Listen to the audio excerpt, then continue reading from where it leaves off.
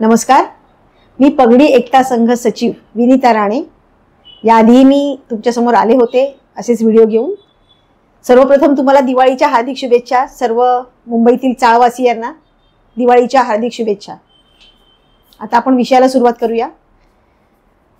नुकतंच जुलैमध्ये जो हायकोर्टाचा निर्णय झाला की ज्या म्हाडाने 79A आणि B च्या नोटिसेस दिल्या होत्या इमारतींना पुनर्विकासाला जाण्यासाठी, म्हणजे इमारत धोकादायक आहे वगैरे, ती सगळी प्रक्रिया आता तुम्हाला सगळ्यांना माहीत आहे। तर त्यानुसार त्यांनी ज्या नोटिसेस दिल्या होत्या त्याला हायकोर्टात चॅलेंज करण्यात आलं। लँडलॉर्ड म्हणजे जे चाळ मालक होते त्यांनी त्या नोटिसेसला चॅलेंज केलं हायकोर्टामध्ये, आणि त्याच्यामध्ये निर्णय असा झाला की या सर्व नोटिसेस देण्यासाठी म्हाडा ही कॉम्पिटंट ऑथॉरिटी आहे की नाही याबद्दल साशंकता व्यक्त करण्यात आली। मग म्हाडाच्या वकिलांनी जे काही तिथे डिबेट केलं, जे काही त्यांनी आर्ग्युमेंट्स केले, त्यानंतर असं ठरलं की या सगळ्या नोटिसेस ज्या आतापर्यंत दिल्या होत्या त्यांच्यावरती स्टे आणण्यात आला आणि पुढेही या नोटिसेस देण्यात येऊ नये जोपर्यंत म्हाडा कॉम्पिटंट ऑथॉरिटी डिक्लेअर केली जात नाही, इथपर्यंत प्रक्रिया थांबली। परंतु म्हाडाच्या अधिकाऱ्यांनी जे डिबेट केलं की ही प्रक्रिया थांबवणं योग्य नाही, तेव्हा हायकोर्टाने असा निर्णय घेतला की ज्या आतापर्यंत 936 937 जो काही आकडा आहे, ज्या नोटिसेस आतापर्यंत ज्या म्हाडाने दिलेल्या आहेत ज्या इमारतींना, त्या सर्व नोटिसेसची छाननी केली जाईल, चौकशी केली जाईल। आणि त्यासाठी त्यांनी 2 जजेसची कमिटी बसवली, 2 रिटायर्ड जजेस निवृत्त न्यायाधीशांची कमिटी बसवली, आणि त्या समितीच्या मार्फत या सगळ्या नोटिसेसची पाहणी छाननी करून त्याच्याबद्दलची चौकशी करून तो एक रिपोर्ट 6 महिन्याच्या आत हायकोर्टाला सबमिट करायचा आहे त्यांना। त्यानुसार त्या समितीने कामही चालू केलेलं आहे। आत्तापर्यंत आपले जे 21 एक्झिक्युटिव्ह इंजिनियर आहेत म्हाडाचे कार्यकारी अभियंता प्रत्येक वॉर्डनुसार, त्या सर्वांचे ॲफिडेव्हिट्स फाईल करून घेतले गेलेले आहेत की त्यांनी कशा पद्धतीने या नोटीस दिल्या, कोणत्या पद्धतीने कारवाई केली, जी काही त्यांची लीगल प्रोसिजर आहे त्या पद्धतीने त्यांचं सगळं हिअरिंग सुनावणी झाली आणि ती प्रक्रिया पूर्ण झालेली आहे। आणि आता पुढील प्रक्रिया जी आहे त्याच्यामध्ये चाळ मालकांना सुनावणीसाठी बोलवलं जाणार आहे। ते जे जजेस बसलेले आहेत ते चाळ मालकांना सुनावणीसाठी बोलवणार आहेत। चाळ मालकांची सुनावणी पूर्ण झाल्यानंतर रहिवाशांना देखील सुनावणीसाठी बोलवलं जाणार आहे, अशी माहिती आमच्यापर्यंत आलेली आहे आणि ती माहिती वैध आहे। त्यानुसार आता प्रत्येक इमारतींमध्ये ज्या इमारतींना 936 इमारतींना ज्या 79A आणि B च्या नोटिसेस दिलेल्या आहेत त्या इमारतींच्या प्रतिनिधींना आता जजेसच्या समितीसमोर बोलवलं जाणार आहे। त्याबद्दल तुम्हाला जागरूक करण्यासाठी आज मी तुमच्या समोर आलेली आहे। तर साधारणपणे नोव्हेंबर महिन्याच्या 14, 16 आणि 17 या 3 दिवसांमध्ये रहिवाशांना सुनावणीसाठी बोलवलं जाणार आहे। तशा नोटिसेस काही इमारतींना मिळालेल्या आहेत। येत्या 4-5 दिवसाच्या कालावधीत इतर इमारतींना देखील या नोटिसेस मिळतील।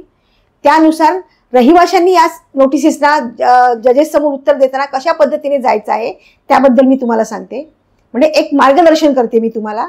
तर आपण ज्या चाळीत राहतोय ती चाळ कशी पडीक आहे, आपल्या घरांची आताची स्थिती काय आहे, आपण ज्या घरात राहतोय ती साधारणपणे 120, 100, 125, 200 ज्या काही एरिया आहे त्याबद्दलची माहिती द्या। तुमची सार्वजनिक शौचालय आहे त्यांची पडझड झालेली आहे त्याची माहिती द्या।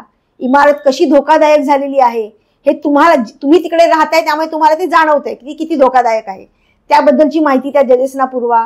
बोलताना कोणतंही अग्रेशन असू नये किंवा कोणत्याही चाळ मालकाला वैयक्तिक टार्गेट करण्याचा प्रयत्न केला जातोय हे असू नये, कारण हा जो रिपोर्ट आहे तो हायकोर्टात सबमिट होणार आहे। त्यामुळे त्या न्यायाधीशांना तुमची बाजू व्यवस्थितपणे आणि सत्य परिस्थिती जी आहे ती त्यांच्यासमोर मांडण्याचं काम आपल्याला करायचं आहे। बघा, सगळ्या इमारती धोकादायक नाही आहेत किंवा सगळ्या इमारती धोकादायक आहेत अशी परिस्थिती नाही आहे, परंतु शीतावरून भाताची परीक्षा करणं हे या इथे लागू होत नाही। 4-5 इमारतींना जर चुकीची नोटीस गेली असेल याचा अर्थ 936 इमारतींना नोटीस चुकीची गेलेली आहे असं नाही। इमारती खरंच धोकादायक आहेत, आपण तिकडचे रहिवासी आहोत, आपण जाणतोय की 100 वर्ष जुनी आपली इमारत आहे, 80 वर्ष जुनी आपली इमारत आहे।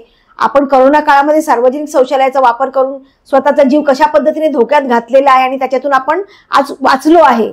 आपण अनेक लोकांना गमावलं आहे याच्यामध्ये, कारण आपण चाळीत राहतोय, आपण सार्वजनिक शौचालयात जातोय, आपली घरं जी आहेत ती फार छोटी आहेत। आजच्या परिस्थितीमध्ये जसं तुमचा DCPR स्वतःच सांगतो, DCPR म्हणजे विकास नियंत्रण नियमावलीमध्ये स्पष्टपणे नमूद आहे की एका कुटुंबाला राहण्यासाठी कमीत कमी 300 स्क्वेअर फीटाचं घर असणं गरजेचं आहे आणि त्या घरामध्ये सगळ्या सुखसोयी असणं गरजेचं आहे। त्याच्यापासून आज आपण एवढी वर्ष झाली आपण वंचित आहोत। आजही आपण सार्वजनिक शौचालयात जातोय, ती शौचालय गळकी झालेली आहेत, आपल्या घरांची सिलिंग पडायला आलेले आहेत, त्या घरांचे फोटो तुम्ही घेऊन जा.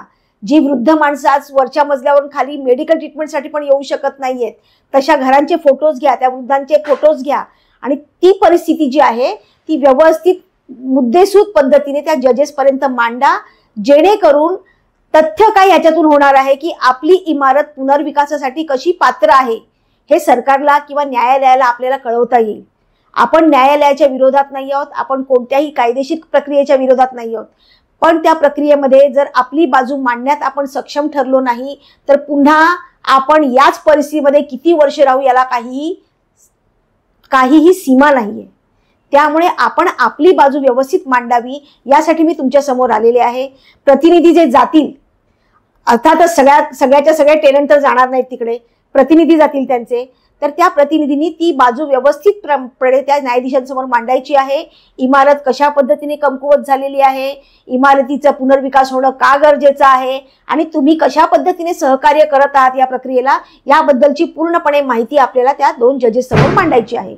तशा दृष्टीने तुम्ही कागदपत्रांची तयारी करा आणि तशा पद्धतीने तुमचं प्रेझेंटेशन त्यांच्या न्यायाधीशांसमोर ठेवा. ह्याच्यातून काहीतरी नक्कीच चांगलं साध्य होईल. धन्यवाद.